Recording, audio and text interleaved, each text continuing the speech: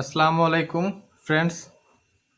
দি couples cook হাউসের পক্ষ থেকে আপনাদের সবাইকে আমন্ত্রণ জানাচ্ছি আরেকটি নতুন রেসিপিতে। আজকে আমি আপনাদের জন্য বানাবো শামি কাবাব।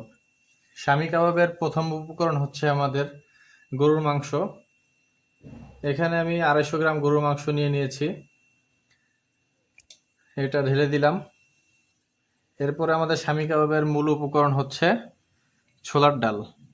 এখানে 2.5 কাপের মতো ছোলার ডাল আছে, এটা ঢেলে দিব। এবার এখানে আদা রসুন কুচি, এই আদা রসুন বাটা আর এই দুটাই আছে এখানে একসাথে, এটা এখন ঢেলে দিব এখানে। তারপরে বাকি সব উপকরণগুলা আস্তে আস্তে দেখাবো আপনাদের। এখন এখানে আছে লবণ, ধনিয়ার গুঁড়া, শুকনো মরিচের গুঁড়া, জিরার গুঁড়া, গরম মশলার গুঁড়া। এখানে সবই আছে হচ্ছে 1 চামচ করে, এগুলো আমরা এখানে দিয়ে দিব। লবণটা যে যার স্বাদ মতো দিতে পারেন, আমি আমার পরিমাণ মতো আমার স্বাদ মতো দিয়ে দিয়েছি।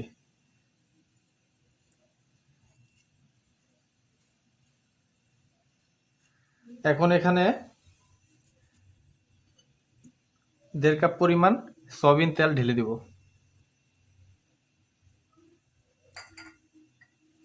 এখন এটা ভালো মতো মেখে নিব।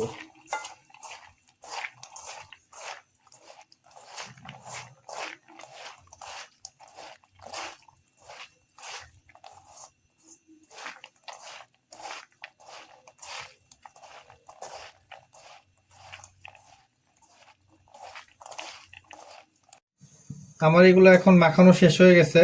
এখন এটা আমি চুলায় বসিয়ে দিয়েছি। বসিয়ে দিয়ে এটা আমি কিছুক্ষণ রান্না করে নিব, তারপরে সিদ্ধ করার জন্য পানি দিয়ে ঢেকে নিব।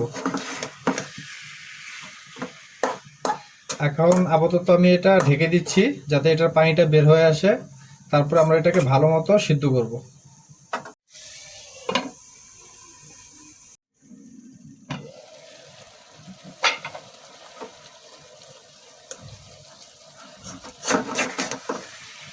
মাংস থেকে যে পানিগুলা বের হয়েছে সেগুলো এখন প্রায় শুকিয়ে আসছে। এখন এটা একটু ভালো মতো কষিয়ে নিব।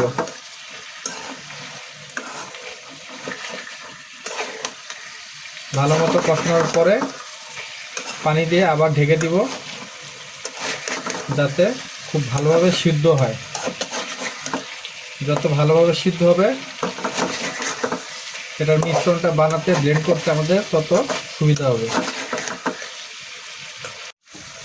এখন এখানে আমি পানি দিয়ে দিচ্ছি, পানি দিয়ে ঢেকে দিব এটা ভালো মতো সিদ্ধ করার জন্য।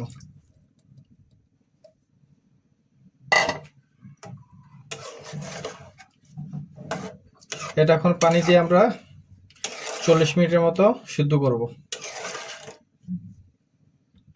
এখন ঢেকে দিচ্ছি, 40 মিনিট সিদ্ধ হবে, তারপরে এসে আমরা ঢাকা তুলব। আঁচটা ধিমি থাকবে।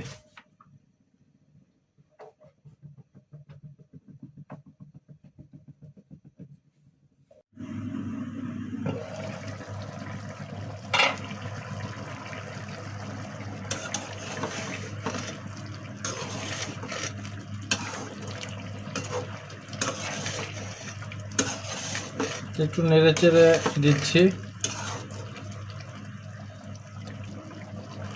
আর একটু সিদ্ধ হবে, কাছাকাছি হয়ে গেছে। আরও কিছুটা সময় ঢেকে দিব যাতে ভালো মতো সিদ্ধ হয়।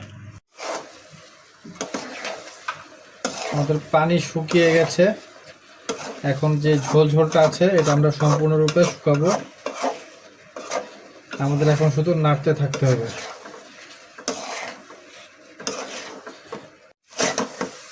আমাদের ময়শ্চারাইজার প্রায় শুকিয়ে গেছে। এখন শুধু নেড়ে চেড়ে উল্টিয়ে পাল্টিয়ে একেবারে নামিয়ে ফেলবো। ময়শ্চারাইজার প্রায় শুকিয়ে গেছে। এখন শুধু নাড়তে হবে আর উল্টাতে হবে যাতে না লেগে যায়। এরপরে আমরা এটাকে ঠান্ডা করে, নামিয়ে ঠান্ডা করে ব্লেন্ড করে নিতে পারি ব্লেন্ডারে অথবা পাটায়। পিষে নিতে পারি। যার যেরকম সুবিধা সে সেরকম করবেন। আমাদের উপকরণটি ব্লেন্ড করা শেষ হয়ে গেছে। এখন আমরা এটার সাথে পেঁয়াজ, কাঁচামরিচ এবং ধনেপাতা দিয়ে তারপর ভালো মতো মাখিয়ে নিব।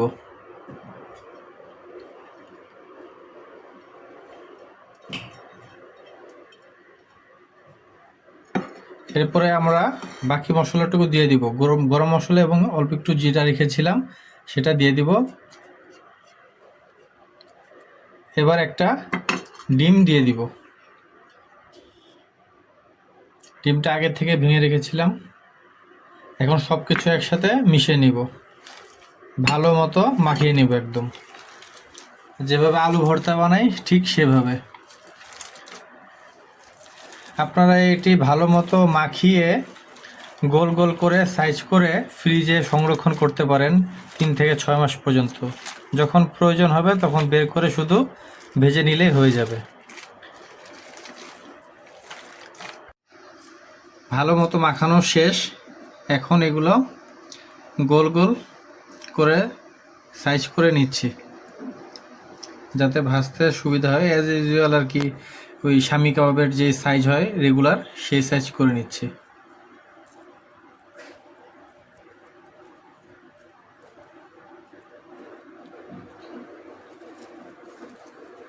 মাখানোটা খুবই চমৎকার হয়েছে।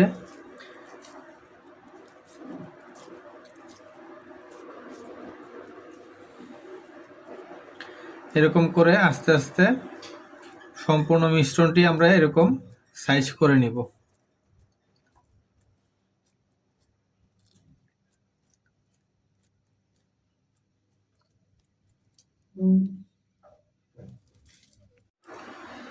আমার কাবাবগুলা সব সাইজ করা হয়ে গেছে।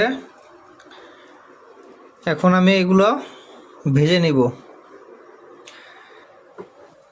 চুলায় কড়াই বসিয়ে দিয়েছি। এখন এখানে তেল ঢেলে নিব।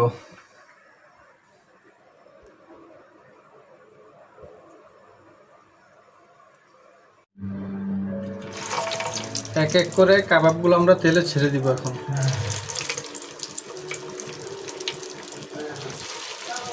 ডিম দিয়ে কাবাব তৈরি করলে এরকম অনেক ফেনা উঠতে থাকে।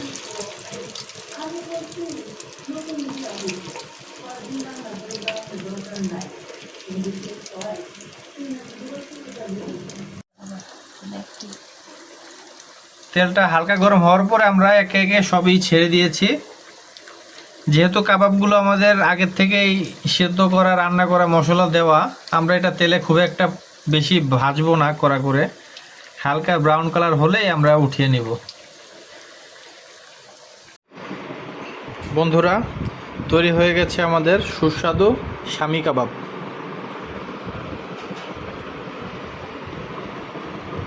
রমজান মাসে আপনারা বাসায় ইফতারিতে এই সুন্দর রেসিপিটি বানিয়ে খেতে পারেন। ভিডিওটি ভালো লেগে থাকলে সাবস্ক্রাইব করে দিবেন আমার নতুন চ্যানেলটিকে, তাহলে ভিডিও বানাতে আরও বেশি উৎসাহ হব। ধন্যবাদ সবাইকে।